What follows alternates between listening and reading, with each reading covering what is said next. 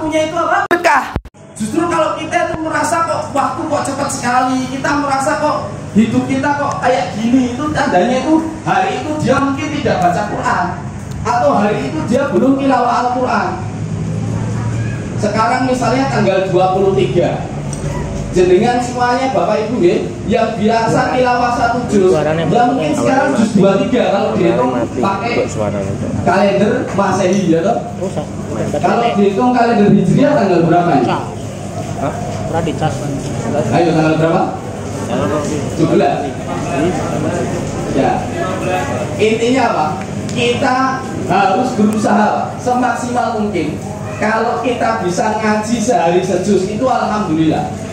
Kalau nggak bisa sehari sehalaman.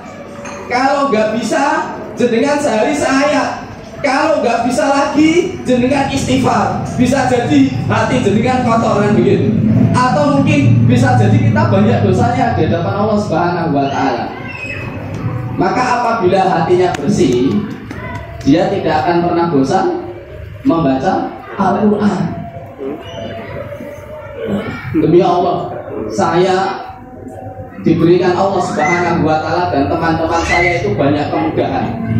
Di antaranya saya dulu itu dari Pucang Gading, STM negeri, SMP negeri di Meranggen.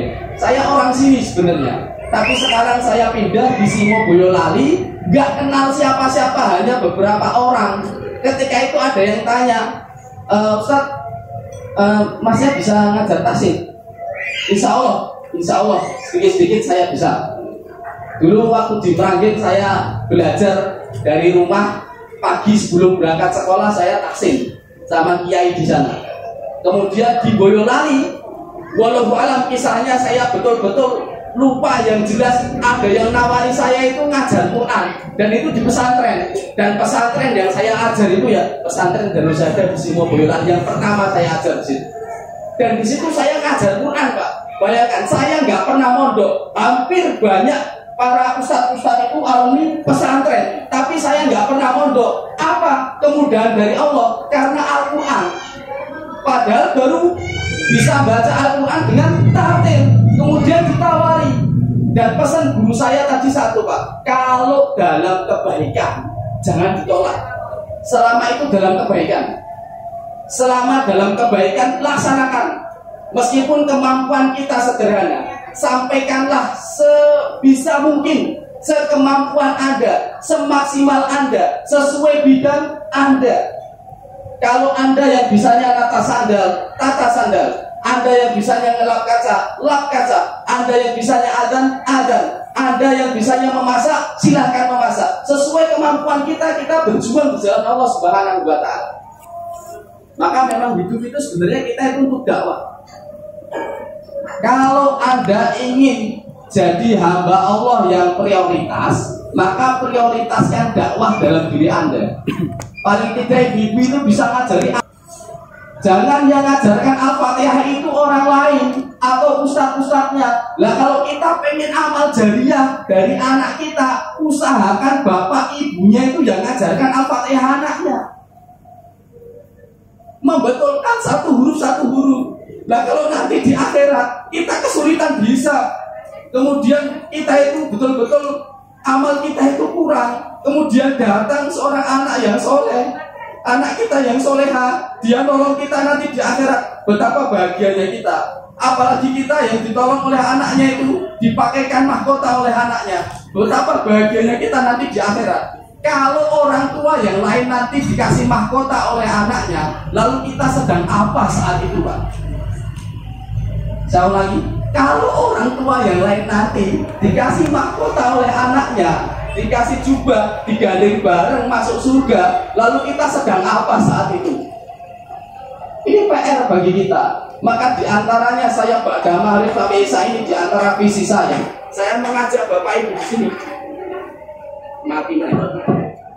Saya mengajak Bapak Ibu di sini itu, ya, jangan remehkan kebaikan sekecil apapun. Meskipun Anda hanya mengajarkan Al-Fatihah kepada anak kita. Dan jangan lupa pendidikan yang terbaik, ya. Masukkan anak-anak kita ke pondok pesantren. katimbang daring Pak. Sing umat wong tuane juga kan begitu. Betul Bapak Ibu? Betul. Yang dapat nilai anaknya, ijazah atas nama anaknya, tapi yang ngajari siapa? Yang garap siapa? Masya Allah. Mantap itu. Jadi betul nggak bisa pesantren daring itu nggak bisa. Gimana ngajarkan anak? Nyuwun sewu bukan saya panggil, saya itu di sini yo ngajar pesantren, di sana ya ngajar pesantren kan begitu. Jadi kuliah saya jurusan pendidikan. Saya alumni PGRI Semarang, sekarang Universitas PGRI juga jurusan pendidikan. Jadi saya suka pendidikan.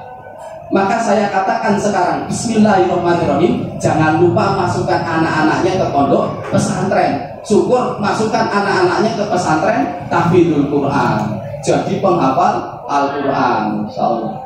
Siap Bapak Ibu? Siap. Tidak takut bayarnya? Allah Maha Kaya. Jangan takut. Lo jenengan nyangoni pedadino itu wah, sama aja malah lebih banyak nyangoni pedadino, betul? Betul. Sama aja 800 500 ya kan? Ya. Per bulan. Kalau sehari berapa masalah sekolah sekarang salunya itu? 10.000 berapa Pak? Yang penting buat nabung anaknya, kan anaknya ke pondok pesantren. Tapi kalau SD mesake Pak. Saya yang belajar pendidikan itu kalau anak SD dimasukin pesantren ini mesak nih. Ini mungkin perbedaan pendapat ya. Kalau saya dan keluarga saya anak SD kok pondok ini mesak nih. Walau alam ya. Jadi kan mungkin punya pendapat yang lain dan begini. Ya karena anak seusia TK, SD dalam ilmu parenting itu masa-masa dekat dengan orang tua. Masa-masa berikan maksimasi sayang untuk anak-anak kita. Maaf Bapak Ibu, alhamdulillah. Jadi ini betul-betul motivasi bagi saya bahwa saya dan keluarga saya dan panjenengan semuanya menginginkan yang terbaik untuk anak kita. Di rumah jangan lupa sering disetelkan murotal, beli speaker Quran, HP-nya diberikan diisi dengan murotal. Tidak apa-apa, uang habis tidak masalah, Allah kasih rezeki lagi. Yang penting anak kita itu kalau di rumah itu mendengarkan Al-Quran.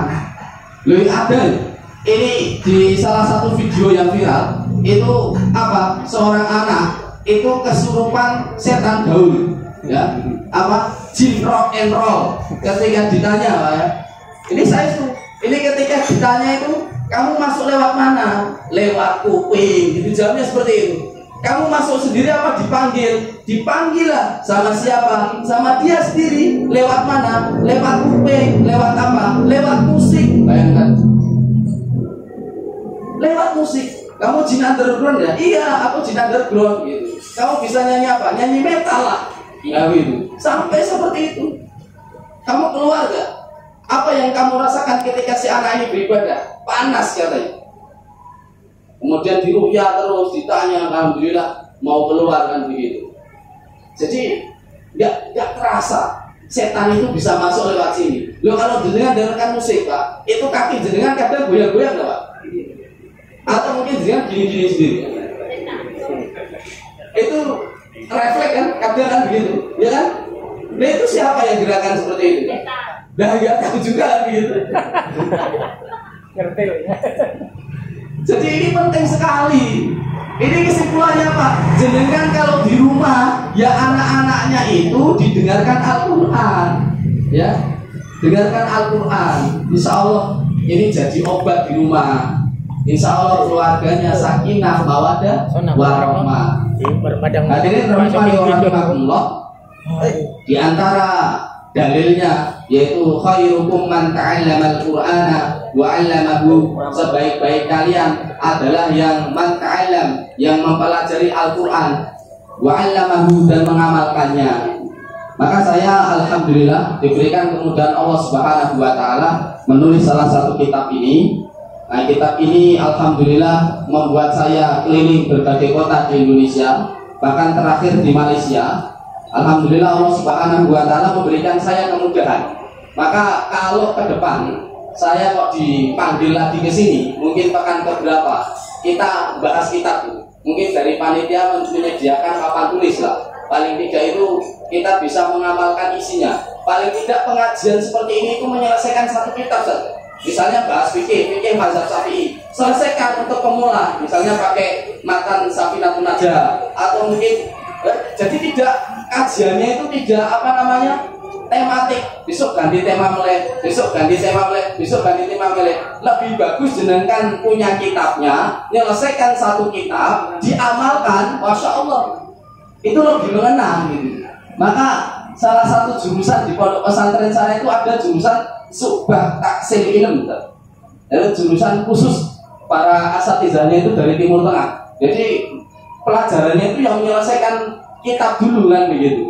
Jadi masya Allah, saat kajian itu yang betul-betul ngaji tenanan ya, kalau bisa menyelesaikan kitab, ya alhamdulillah. Maka Gus Bahak juga menyampaikan sama ya, itu yang hilang dari sekarang itu ya ngaji kitab kan begitu. Maka insya Allah, alhamdulillah Bapak Ibu, di bengkel ngaji itu banyak sekali orang yang wakaf buku ini. Ini masih ada wakaf buku ini di rumah. Semoga kalau pas nanti butuhnya berapa, saya tak nge-share lagi. Insya Allah banyak yang suka wakaf. Hanya 20.000, jenengan baca Quran dengan baik dan benar, perantara buku yang Anda berikan, masya Allah, pahalanya bagaimana Pak? Mengalir. Ingat, ilmu kita umur kita itu terbatas. Maka cari amalan yang tanpa batas. Anda meninggal, Anda punya amal jariah. Umur kita itu kan seperti es batu. Paham es batu ya? Kalau makin lama makin cair ya kan? Berarti habis tidak habis, ya mesti habis kan begitu. Ya. Berarti umur kita itu harus dimaksimalkan, karena mesti habis. Berarti memanfaatkan waktu dengan baik ini harus diupayakan. Lo kata dokter itu primun Pak, standar orang tidur itu ya, Bapak Ibu ya, berapa jam? 8 jam. Nah 8 jam kalikan 30 berapa?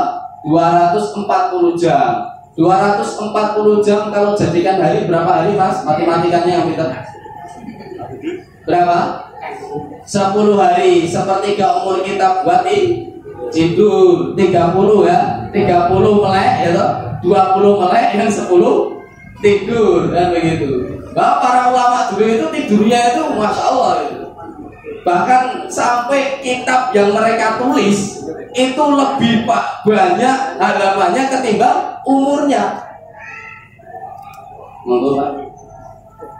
Lebih banyak halamannya ketimbang umurnya, karena saking mereka itu para ulama itu saking takutnya kepada Allah, dan bahkan sampai menangis sampai buta matanya itu karena takut kepada Allah. Bekalnya kurang, di antaranya adalah Imam At-Tirmidzi.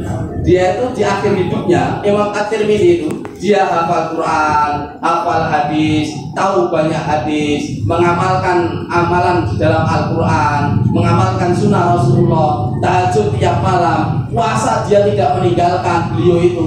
Tapi di akhir hidupnya dia menangis sampai buta matanya. Menangis Pak, karena dia takut ketika dia diwafatkan oleh Allah bekalnya kurang. Nah kita bukan imam besar, hafal hadis juga tidak banyak begitu. Hafalan Al-Quran juz 30 belepotan begitu. Tahajud jarang misalnya. Sholat duha ketinggalan, sibuk kerja. Baca Quran tidak banyak, belum punya banyak hafalan. Nah kita masya Allah, monggo lah kita saling muhasabah pas malam Jumat ini, dan banyak-banyak muhasabah. Kita masuk hari yang mulia, yaitu kita masuk hari Jumat yang mulia. Mari kita betul-betul perbanyak muhasabah, perbanyak istighfar kepada Allah. Terus berubah, terus bertobat, ya. Terus berubah dan terus bertobat. Maksudnya berubah ini berubah jadi orang yang lebih baik lagi. Ingat salah satu hadis, Iqra'ul Quran fa innahu ya'ti yaumil qiyamah syafi'an li ashabihi. Baca Al-Quran karena ia akan datang pada hari kiamat memberikan syafaat bagi para pembacanya. Pengen kan dengan ditolong Al-Quran? Selain syafaat Rasulullah, kita juga bisa mendapatkan syafaat dari Al-Quran. Maka alhamdulillah pada kesempatan ini sebenarnya saya ingin memberikan motivasi terkait kehidupan-kehidupan yang indah bersama Al-Quran. Di antaranya kehidupan-kehidupan dimudahkannya rezeki kita, pekerjaan kita, bahkan jodoh kita bagi yang belum menikah, itu bahkan dimudahkan dengan Al-Quran. Bahkan alhamdulillahirobbilalamin, Allah Subhanahu wa Ta'ala memudahkan saya merintis salah satu bengkel ngaji Indonesia ini untuk memberikan pelatihan-pelatihan bagi bapak ibu yang pengen membaca Al-Quran tartil, namun tidak ingin banyak teori. Karena hukum belajar Al-Quran itu ada dua. Dalilnya apa? Waratilil Qur'ana tartila. Berarti kita itu kudu membaca Al-Quran dengan tartil, kan begitu. Jadi hukumnya itu ada dua. Yang pertama fardu ain, dan yang kedua hukum membaca Al-Quran itu fardu kifayah. Sama-sama fardu ya. Tapi fardu ain ini adalah prakteknya. Sedangkan fardu kifayah itu teorinya. Misal Ustadz ngaji, qul huwallahu ahad. Nah, ketika ditanya gurunya, Mas Kolis, ahad bacaan apa? Waduh, lupa Ustadz. Nah, ini nggak apa-apa, fardu kifayah. Kalau Anda baca betul Al-Ikhlas dengan betul itu tadi, itu masuk yang fardu ain karena itu prakteknya harus betul. Tapi kalau Anda belajar nama-nama teorinya, itu qalqalah, itu idgham dan seterusnya, itu fardu kifayah. Paham di sini? Paham. Maka sekarang target Anda apa? Pengen maca Quran betul ya, begitu kan? Meskipun Bapak Ibu nggak hafal teorinya, makhraj enek piro, sifat enek piro, begitu. Kemudian hukum non gimana, hukum mim gimana kan? Nah, tapi kita insya Allah Subhanahu wa Ta'ala mudahkan banyak ini kawan-kawan itu mengkaji Al-Quran, pengen baca Quran betul meskipun kita tidak banyak teori. Maka alhamdulillah, monggo jenengan bisa dibuka kajian-kajian saya di Bengkel Ngaji Indonesia di YouTube atau di forum FKKD official ya, dakwah. Di situ ada live bagaimana isi kitab ini dibahas di sana. Jadi insya Allah mohon doanya nih. Ini jumlahnya berapa saya tak nanti coba nyari. Kita akan bagikan gratis buat panjenengan ya, insya Allah. Jadi kitabnya ini ya tidak tebal, ini tipis. Tapi salah satu chef yang alumni Timur Tengah, dia namanya Chef Sudes itu datang ke dia kan orang Indonesia, memang namanya Sudes. Beliau mengatakan jangan lihat buku, tapi lihat ledakan buku ini. Artinya saya sengaja nulis tipis karena kebiasaan orang Indonesia itu nggak mocong kandel itu, apa Pak? Berat ya? Ya begitu ya. Jadi orang Indonesia itu kan suka mocong tipis-tipis, yang makin masuk ya. Ya. Kalau baca tebal-tebal itu ya kalau buat anak-anak muda oke lah, yang dia itu betul-betul pecinta itu. Tapi kalau orang tua ya, bapak-bapak, ibu-ibu, mocok kandel-kandel kan wis pikir sih gitu. Maka buku di rumah yang tebal itu pripun kabarnya Bapak Ibu? Masih? Sudah aman, masih aman, bersih ya? Bersih ya, alhamdulillah ya. Buku yang tebal-tebal itu ya, itu masalah. Jaringan kitab tanukatin, jaringan beli apa, buku tebal-tebal misalnya gitu. Itu ya kalau bisa dibaca. Termasuk buku itu kalau nggak dibaca mending sedekahkan. Pakaian Anda yang Anda sudah tidak jarang dipakai tapi masih layak, sedekahkan. Katimbang ngabut-ngabuti. Ngabutin apa Pak? Bisa nanti. Lo bener loh, ini serius loh. Oh ya, kalau yang betul-betul jenengan itu betul belajar zuhud, ya apa yang Anda itu pakai ya dipakai. Yang sudah jarang dipakai dilihat-lihat. Ini baju jarang saya pakai, sedekahkan. Barang apa di rumah betul-betul jarang dipakai, sedekahkan.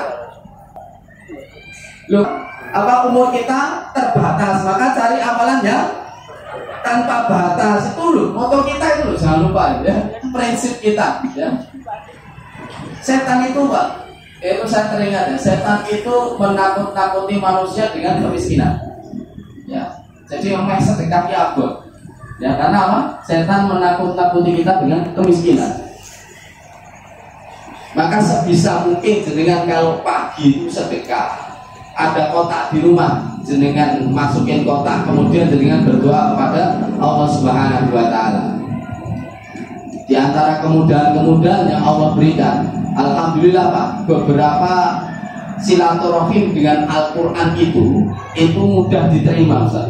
Jadi kita itu pergi kemana membawa Al-Quran mudah diterima. Saya ke Karimun Jawa, alhamdulillah diterima karena barokahnya itu saya mengajarkan Al-Quran.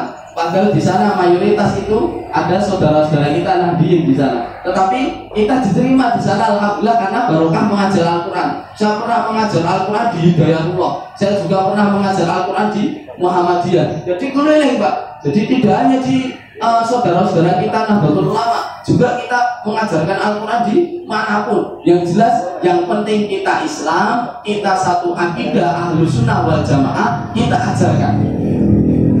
Bahkan Masya Allah Ustaz, ini Karimun Jawa sudah buka Ustaz. Kalau ada jamaah Ustaz yang mau kesini, mau nginap, silahkan nginap di tempat saya begitu. Masya Allah. Mau nginap di sana, insya Allah saya telepon dulu. Dan insya Allah bisa silaturahim di sana, bawa keluarga. Kalau misalnya masih muda ya, bisa honeymoon di sana lah begitu nanti. Nikmat Allah Subhanahu wa Ta'ala. Jadi Allah Subhanahu wa Ta'ala memberikan kemudahan-kemudahan kita dengan Al-Quran. Bahkan terakhir Pak ya, Masya Allah, ini sedikit cerita ya. Saya itu masih ada satu pesawat yang belum saya naiki. Kemudian saya diundang SID Muhammad Nasir. Dipanggil saya, qadarullah Pak, pesawat itu dipesankan tiketnya. Tak kira saya naik kereta, ternyata saya bawa buku ini, ngisi di sana itu dinaikkan pesawat turun di Halim Perdana Kusuma. Ini bukti kemudahan Allah Subhanahu wa Ta'ala bahwa Allah muliakan kita dengan Al-Quran. Alhamdulillah. Selamat disani. Saya tutup dulu. Ya insya Allah ke depan saya ingin mengkaji kitab ini ya. Kalau jenengan semangat, insya Allah ke depan kita kaji nih bukunya nih. Nanti siapkan apa papan tulis. Kalau pas kajian saya, kita udah ya. Saya tutup dulu dengan doa untuk majelis. Subhanakallahumma wa bihamdika, asyhadu an la ilaha illa anta, astaghfiruka wa atubu ilaik. Assalamualaikum warahmatullahi wabarakatuh.